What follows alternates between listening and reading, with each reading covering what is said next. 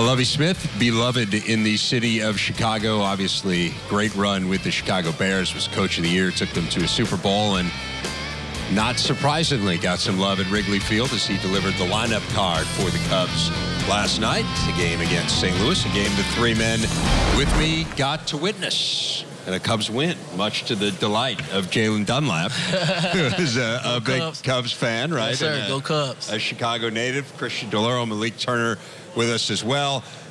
Guys, I'll start with you. I mean, you're back in Chicago, so before we get into the football stuff, what's it like to be home? Good thing? Yeah, it's a great thing, you know, being here, being from here, you know, raised here in Chicago, you know, it's great to be back home, you know, and just being able to feel the love in your own city, you know, is big, you know. I asked some of the other Chicago guys when they came on the set, what's your favorite place to eat in the city? My favorite place to eat would probably have to be Italian Fiesta. It's a pizza spot. Okay. Yeah. All right. It's good great. Chicago pizza. It's good. It's great. You can't beat that. So is that favorite Chicago food? You go pizza over Chicago-style hot dog? Yes, sir. Definitely. Okay. Definitely. All right. Did you guys get a chance to sample any of the cuisine? He's been telling me about the Fiesta place. Yeah. All right. I'll have to try it. Hey, you got to take your buddies by. Yeah, I'm going to take them by. You guys have been through one season with Lovie Smith. I know there's a lot of excitement when he took the job. He speaks for himself, right? I mean, this is a guy who has won at the highest levels of the game. What was the most interesting thing in year one about playing for him in your mind? In my mind, what was most interesting was just the way he just approached everything, his calm demeanor. He's really consistent in how he teaches and how he talks to you, and you're never going to get anything different, you know. He's very genuine in what he says, and I didn't really expect that, but after talking to him and getting to know him, and especially now, like, I know how he's going to be all the time. Now, Christian, I know it was kind of a dream for you to play for him, right? Even though you are from Ohio. Yep. You're a Bears fan, so you need to explain that, first of all. How did that happen? I just kind of grew up my whole life. My dad was a Bears fan, so from like a long time ago, I remember I went as a Walter Payton one year for Christmas, or not Christmas, Halloween, yeah. So it was one of those things, like I just grew up and it was like a dream. You grew out of that costume, by the way, a little bit. Yeah. You got a little too big to be Walter Payton. Yeah, I outgrew it real quick, actually. I hit one of my growth spurts about that time. So. Right.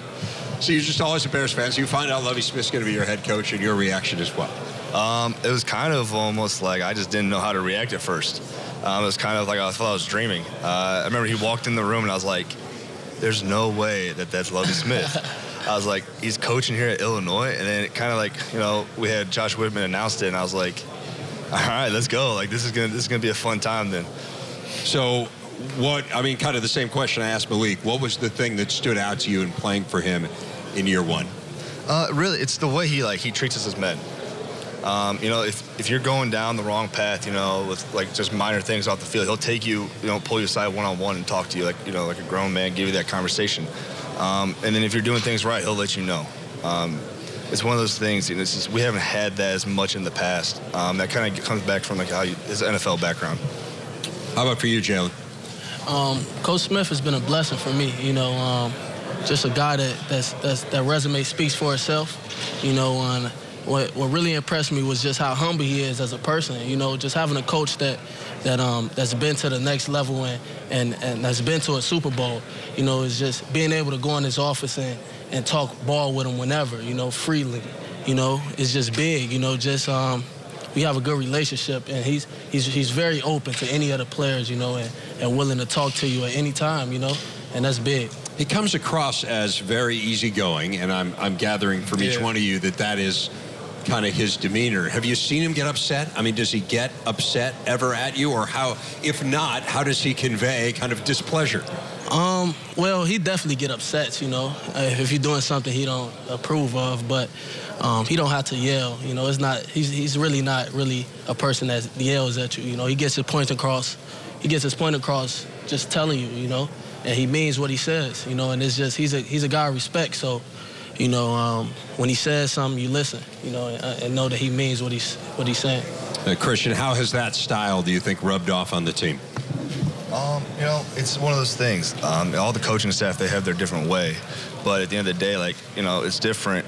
With Coach Buckus, being my offensive line coach, you know, he's approached it differently from when he was recruiting me to Illinois.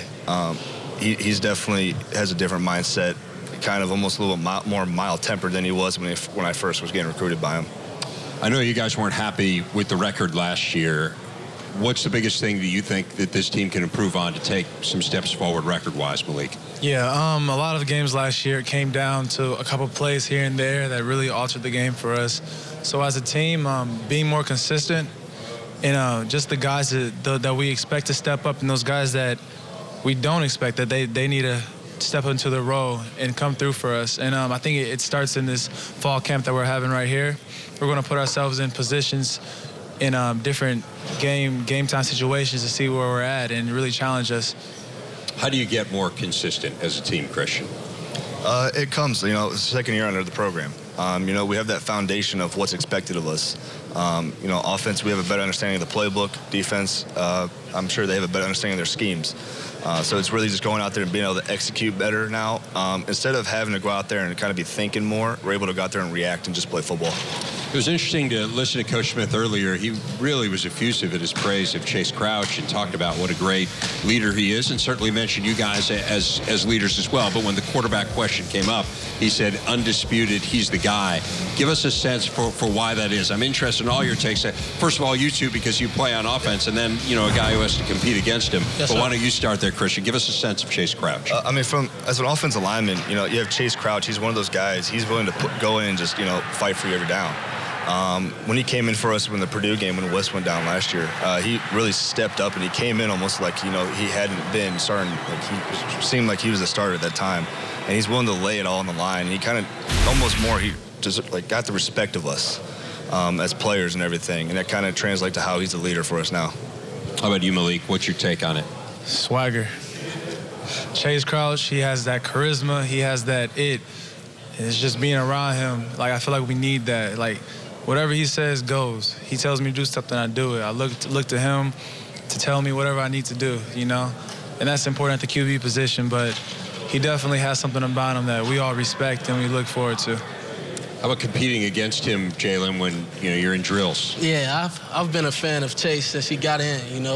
Chase will tell you the first time I met him, his first camp, I told him, man, keep the swag you got, man. Never lose the swagger, because he's a competitor, He got the confidence out the world, and that's what you need from a quarterback, a guy that can rally everybody up and lead them. But it's just going against him, we battle, we talk about it. We talk about it with each other, we talk a little junk with each other, Does he talk back at you? Yeah, he got a lot of swagger to him, man, and confidence, man. He got a swagger about him.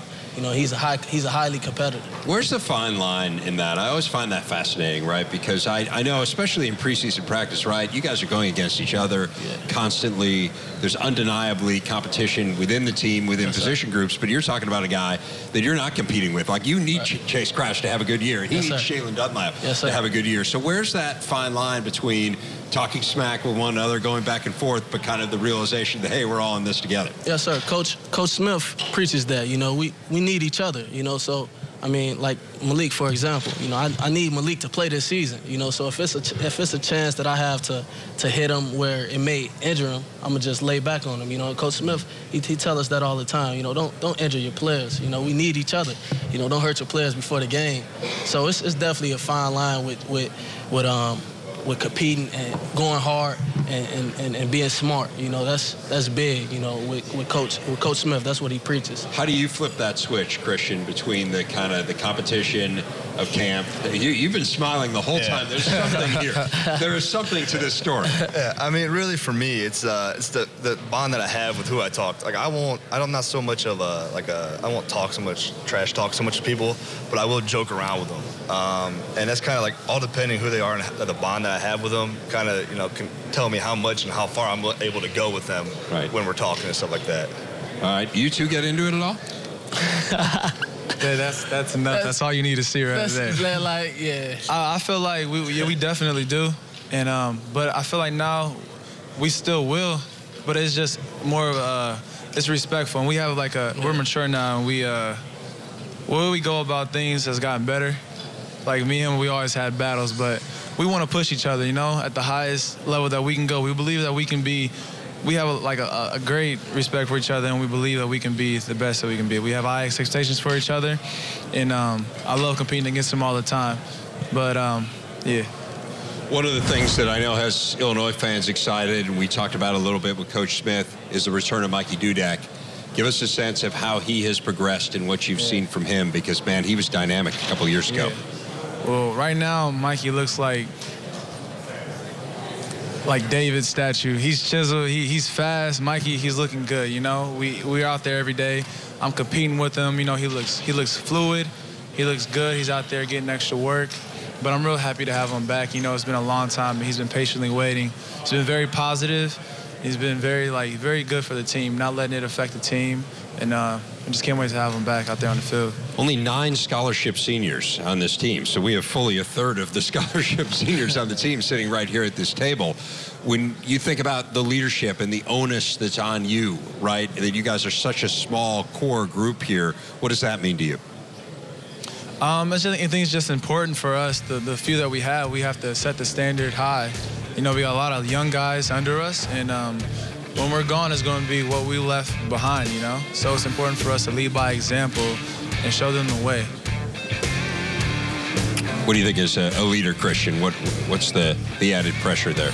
You know, I'm really like the only experienced offensive lineman playing-wise for a senior-wise, because we have Jordan Fagan as well. But, you know, I kind of look to some of the younger guys. I have Nicky Allegrady, Adam Solomon, Gabe Meganson.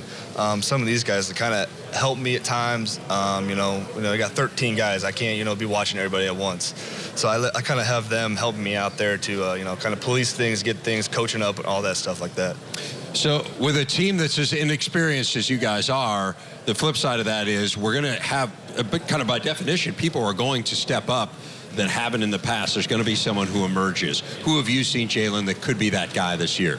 Frank Sumter in the secondary. It's a corner. You know, I seen him come from playing last year as a redshirt freshman to the spring, and I seen his work ethic this offseason during the summer. You know, he's a guy that's always in the facility, always working, you know, trying to better himself. And it's a guy that I'm interested in seeing how he plays in camp and in season. We started talking about Coach Smith off the top, and I want to kind of leave you guys all with a question about the staff. You know, there's so much NFL experience on this staff, and Hardy Nickerson, the defensive coordinator, so, you know, someone you deal with, but you go throughout this staff, you know, a ton of guys who have kind of been in the NFL, who understand what that's all about, starting with the head coach and working down. What are the biggest things that you learned about kind of that next level from being around this group? Yeah, so personally, our coach, Andrew Hayes-Stoker, he's worked with Coach Smith in the past, and he's my receiver coach, and he's a coach at that level, and he tells us what's expected. Like all the receivers, Mikey, Sam Mays, Dominic Thiem, we're all in there. We're listening to everything that he says. We know what he's been through and what he has to offer, and he has a lot to offer, teaching us different tools to use in different situations. He has a lot to offer for us, and what we can do to get to that next level. But most importantly, to win in our matchups one-on-one. Right. Christian?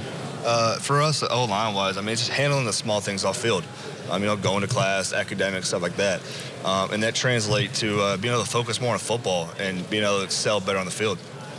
How about you, Jaylen? And particularly with Hardy Nickerson, you know, who has not only experience coaching in the NFL, but I mean, as a high-level great player. Yeah, Coach. You can tell Coach was a great player back in his day. You know, my dad actually told me about him, you know, because I didn't really know, but you could tell he was a guy that played hard, because that's what he expects from us. He expects that we play to the whistle blows, you know, to the echo of the whistle.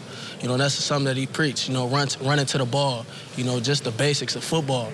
And as far as Coach Williams and Coach Smith, you know, those are guys that preaches the same thing, but technique. Coach Nickerson, too, you know, technique is big. You know, in the NFL, you got guys that's athletic and you got guys that's good, but what's going to separate you? And that's the technique part that they try to get us to do, and that's what they preach, play in, play out, to go back to your basics. Jaylen, Christian, Malik, thanks a lot, guys. Really appreciate it. Thanks for having us. Enjoy the rest of your time here. Thank you. I appreciate you.